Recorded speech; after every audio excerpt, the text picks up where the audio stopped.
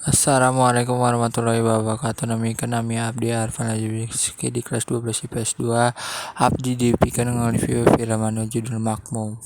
Korea Ratu, produsernya Anu Diana Karawani, ditulis oleh jeung skenario Alim Studio jeung Vidya Talisa Aditya berdasarkan Makmum film pendek karya Anu Rija Parami, penyata musiknya Joseph si Java, sinematografi jeung Lendra Yusworo, penyuting Anu Audi Fadira jeung Vijauji Trikianto, perusahaan produksinya Anu Blue Water Film jeung Dia Konpai, distribusina Anu MD Film, tanggal rilisnya Anu 15 Agustus 2019.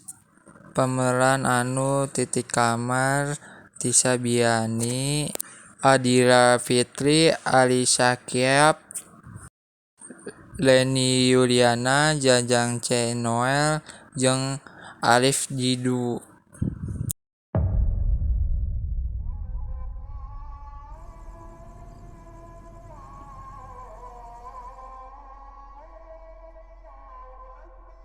Sholli fardu maghribi salasa rakaati mustaqbilal qiblati.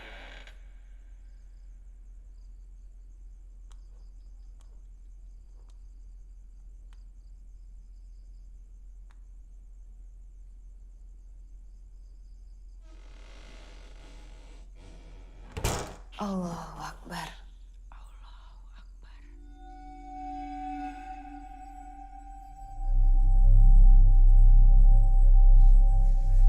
Allahu Akbar.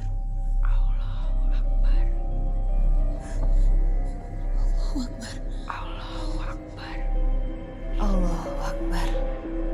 Allahu Akbar. Sinopsis film Makmum.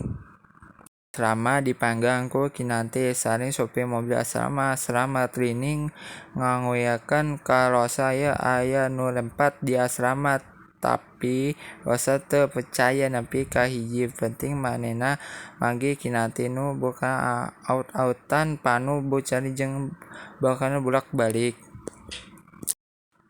Kelebihan film Makmum anu geus janu ngalureun suasana pikasihan anu kuat ti miti intro film. Film karya Adra jeung Ratu ing kudu diakui geus janu ngalureun suasana pikasihan anu cukup padet ti mimiti Makmum. Dibuka ku agedan anu ngingatna kuring kana film podok anu dumasa kana ieu carita pika anu pusing ningali film Makmum nyaritakan pengalaman mistis saung moja anu cicing di asrama bari salat tahajud dina adaptasi 2019. Kekurangan film Makmum anu ngabeukkeun plot anu sederhana teh henteu-mantap pikeun Makmum manglupikeun pamakaran tina film podok anu viral tahun 2016. Sajaka carita dibalik teror kalesa kurang jauh sare ngantos pikeun kuring. Sabenerna sabaraha plot twist geus diasipkeun sangka carita ieu leuwih dampak. Jangka ieu sebenarnya resikonya sabaraha ira pilot nu nganggo kuring bari ningali.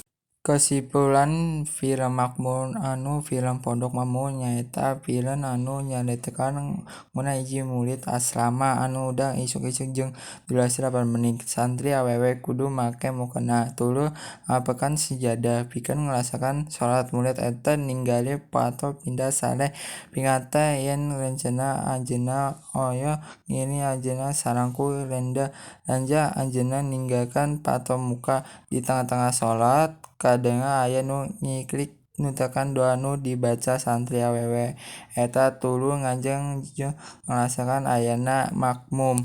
Salan film anu makmur bakal ngamita tayang di bioskop mulai 15 Agustus 2009 kanggo ajenna anu prayogi bulan Perancis sarentet kada dipikeun film ieu tiasa janten pambukaan. Sanjana kitu lamun boga ekspektasi tinggi tepoe film ieu diadaptasi tina film pondok nu sukses meunang lomba panghargaan leuwih sapikeun ajenna tetep ekspektasi ajenna dina parisa ka ajenna moal kuciya.